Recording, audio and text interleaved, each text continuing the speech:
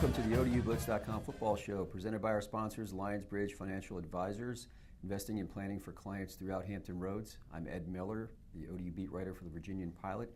I'm here with Harry Minium for a bittersweet moment. It's our last video cast of the season. It is. It's been a blast this season. But Old Dominion season ended with a 41-10 loss at Middle Tennessee. Ed, you were there in person. I watched on ESPN3. This is not. Old Dominion finished 5-2 for the second time in 3 years, and 10 Conference USA teams qualified for bowls. Old Dominion was one of the 4 that didn't, and that's certainly not where they want to be as a program. And I'll just mention a few Conference USA statistics that are in front of me. They were first in kickoff returns and third in punt return average, but Old Dominion was in the bottom half of virtually every other team's statistic. They were 10th in pass defense, 11th in pass offense, 12th in rushing defense, 13th in total defense, 11th in total offense, and you're just not going to win many games doing that. The thing that struck me about the game Saturday, and you were there, I was watching on TV obviously, was that Middle Tennessee played with so much more energy and passion than Old Dominion. Was that apparent at the game? Yeah, I think ODU came out a little flat, and a couple players said so after the game for whatever reason. And they were in it early. They had a missed field goal. And then, it didn't help really that quarterback Stephen Williams didn't start the game. He missed didn't miss. He was late for a team meeting. And that's a self-inflicted error, yeah. When you don't show up for meetings. Yeah, a game like that. Blake LaRussa did okay, got them 3 points early, and as I said, they were driving for another field goal. It was blocked.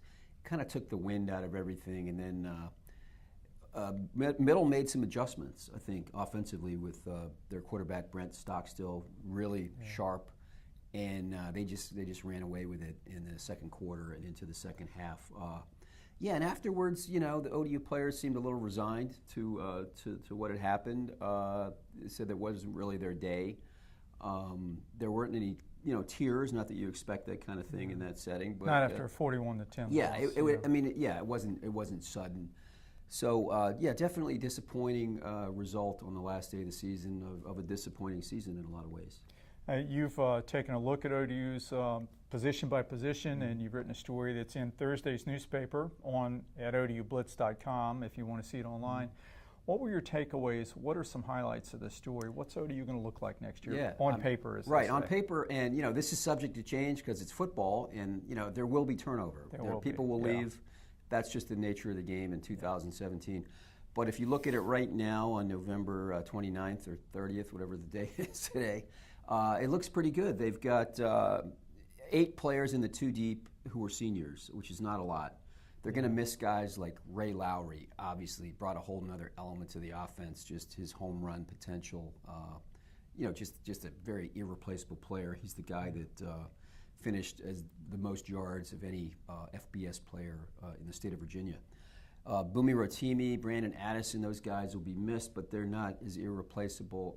There's just a lot of guys coming back, including Jonathan Duhart, who missed the season, most of the season anyway, with the foot injury. They've got Stephen Williams coming back for his sophomore year. I would expect him to make a big leap forward. The offensive line should be back basically intact, and they've got some younger guys they're very excited about. Maybe have a little more depth next year on the O-line. Receiver, as we mentioned with Duhart, is an area where they really need to improve, but I think they can as long as he comes back. And Isaiah Harper was probably their best receiver by the end of the year. Linebacking core was young this year, but got a lot of good experience. Secondary is, they've got some players coming back. So overall, on paper, it looks pretty good. But as we found out this year, you don't play on paper. Well, I agree on paper that they look very good next year. They should be very good. But I would add one additional thing that they need next year, and that is a sense of urgency. I think there was some complacency this year. I sensed it late in the season, and I think you did too. They just didn't have the same urgency they had after last season when they were coming off a 5-7 year in which they lost a bowl bid on to a field goal late in the game. And there were tears after that game, and they came back with the resolve to work hard and get better and really work in the weight room. And quite frankly, I talked to some people at Old Dominion. There wasn't quite that intensity as there was last year, and I think they need that back. as far as this year, I think everyone, including us, all the Conference USA writers who voted him third in the division, and the coaches underestimated how much they would miss David Washington. David was such a good quarterback, and I think they missed his leadership. I mean, he and Zach Pascal and Rashad Coward and others, they were tough guys who really pulled the team together, and I think that's something that was lacking this season just a little bit. Yeah, I think it was tough for them when some of their older players were banged up. You had guys like Lowry, who was out. Oh yeah, well, a lot of the season. Injuries were definitely but even from a leadership standpoint, it's hard to lead from the sideline when you're hurt. Yeah. Lowry was hurt. Duhart, another who was a senior, now he'll be a fifth-year senior, he was out. So having covered the team for the first time, it was hard for me to really get a sense of what they were like last year. Yeah. But yeah, they were. They had high hopes, and I don't think they were complacent necessarily, but maybe there just wasn't that edge, that they played with, and they got behind and kind of played uphill all season. Yeah. And they lost Lowry, they lost Duhart, and then they played Virginia Tech and North Carolina back to back, and those were crushing physical games, and that really hurt them. Yeah, and then they hit the hard part of the Conference USA schedule. And Conference USA was better this year than Marshall, FAU, who knew they'd be that good. So they really got behind. To their credit, they rallied and they beat a good FIU team on the road. It was easily the best win of the year. Beat Charlotte and Rice at home in really close games, but and had a chance at the end. So with this team, maybe that was as much as they could expect. Well, and I thought that's Bobby Wilder did some good things this year. I think putting Stephen Williams at quarterback was a brilliant move. It was necessary.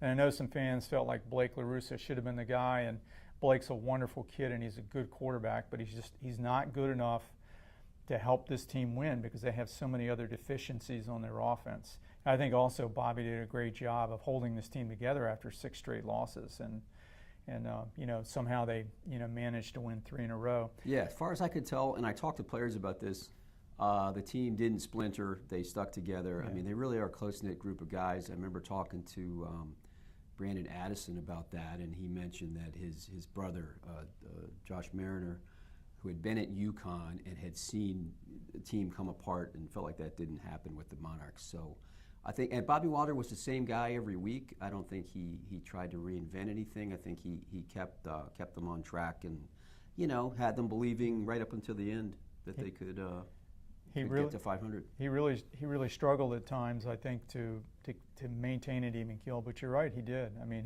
he was down after some games, but he wasn't down when he was talking to his team. He was always positive. One thing I think that helps them next year potentially is the schedule. I mean, they open at Liberty, which is just moving up to FBS. That's a game they should be favored to win. And they'll be cashing a big check for that game. $1.32 million. That's right. That's right. And they played East Carolina, which East Carolina wasn't very good this year. That's a game they can win. They play VMI at home, and that's a game they should win easily. Yeah. So that's, they're not playing 2 ACC schools next year, and I think that helps them. And they have Virginia Tech, but they have Tech at home. And, I don't think they're going to beat Virginia Tech, but I think they've got a chance of keeping it closer. Yeah, there's definitely a formula in the league. If you can go 2-2 out of conference and split your conference games, you get to 6. If they can go 3-1 somehow next year out of conference, it's that much easier. If they can win 4-5 out of conference, we're talking it's a whole different thing. Yeah, it's tough to go into your non-league schedule, playing 2 Power 5s, because then you're supposed to be 0-2 against those teams, so that makes it difficult. We're going to take a short break to learn more about our sponsor, Lionsbridge Financial Advisors. You embody dedication, sacrifice, and commitment. You are an elite athlete. You know the difference superior coaching makes. Lionsbridge Financial Advisors is here to be your financial coach. We'll help you pack for your athletic journey by gathering a complete picture of where you are and where you want to go, and by working with other trusted professionals on your behalf. And we're back with the ODUBlitz.com football show. Conference USA had a really good season. That was one of the factors that we didn't really talk about in relation to ODU. Yeah. But they picked a bad year to kind of be a little bit down because 10 teams qualified for bowls. 10 teams with 6 wins or more. Really, it was maybe easily the best year since ODU's been in the league. Oh, definitely. And one of the best years. I mean, the Florida schools really elevated their games under some two high-profile coaches, Lane Kiffin and Butch Davis. I think Lane Kiffin and Butch Davis are the reason the league was better this year. They upped everyone's game. Yeah, absolutely. And for those schools to be good, that brings a whole nother element to the league, I think, because they're South Florida based. They've got access to talent. They should be good. Yeah. And then North Texas stepping it up. So teams like Western Kentucky, Middle Tennessee, Louisiana Tech, who'd been kind of the front runners or the pace setters, they all of a sudden they're kind of middle of the pack. And as most of us know, bowl announcements are coming out Sunday, and I suspect that one or two of these Conference USA teams are going to be really disappointed. Right now there are 79 bowl-eligible teams. Florida State is almost certainly going to beat Louisiana-Monroe and make 80. There are a couple of Sun Belt teams that could become bowl-eligible. Conference USA only has 6 guaranteed games, so that leaves all the 6-win teams kind of on edge until Sunday. Middle Tennessee is one of those teams I think that may be left out. They were 6-6, but they don't have much of a fan base. Neither does Western Kentucky. I think they could be left out. And the interesting thing is this would be the 3rd time in 6 seasons that Middle Tennessee has been bowl eligible and left out of a bowl game.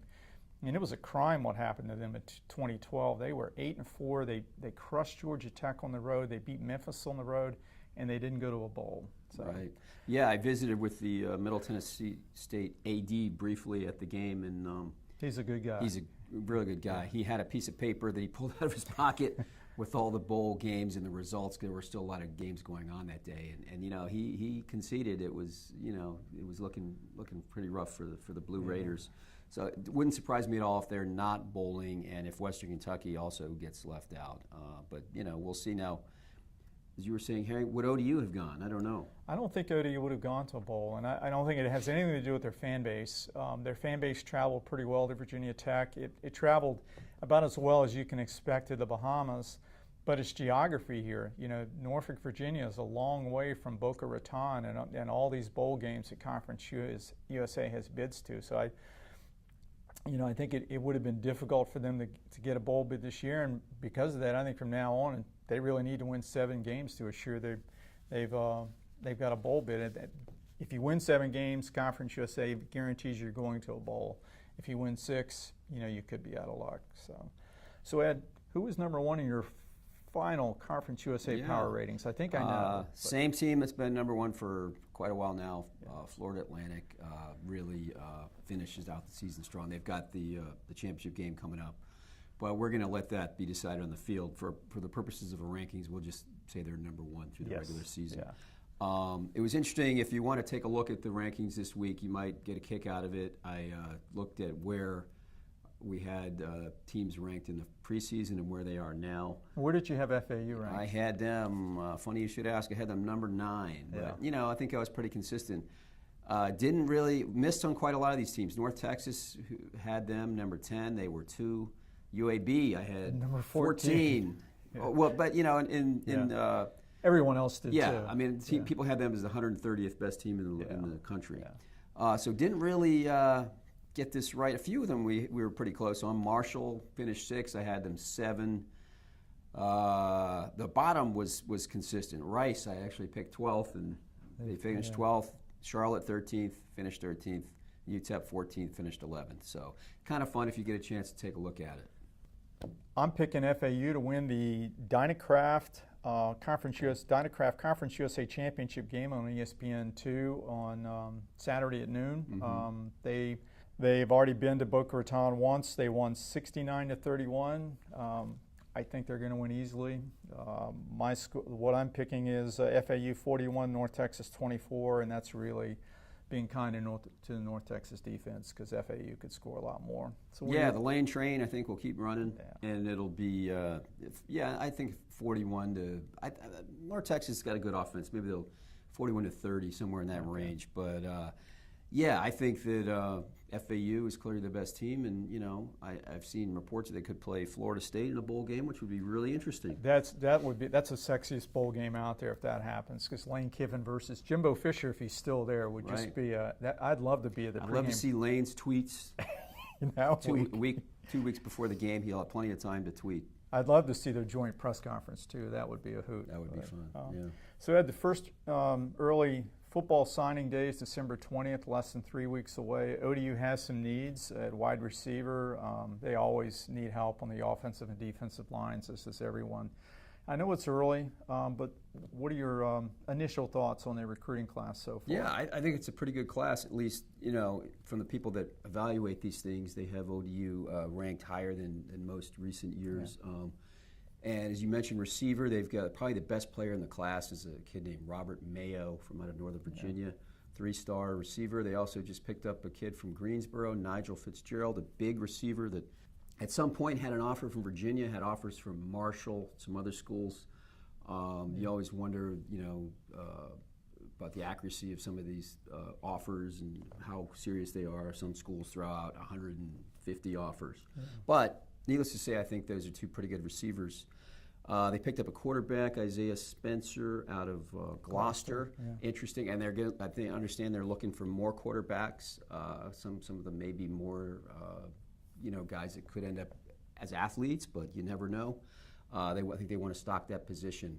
Which is interesting because they have a ton of quarterbacks in the house at the moment. Yeah, I mean, at the moment, it's not out of the realm that somebody could leave. Yeah. It happens a lot at this level in college football because it's an all or nothing position.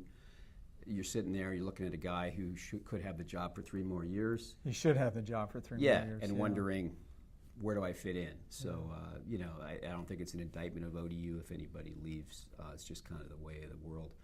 But, early signing period coming up in a couple weeks, about 3 weeks, so we'll see how that shakes out and go from there. We've enjoyed the podcast. Hope you guys have enjoyed it too. It's been a blast, man. I really had a good time. Yeah. This is our last one, and we'd like to thank our sponsors at Lionsbridge Financial Advisors. Again, investing and planning for clients throughout Hampton Roads for sponsoring our show this year. We really appreciate it, guys. Thank you. Absolutely. And keep following us at ODUBlitz.com. The season's over, but there'll be more football news. Lots of football news. Yeah, and it's basketball season. If you're so inclined, follow me for basketball news. And hopefully we will see you again next season.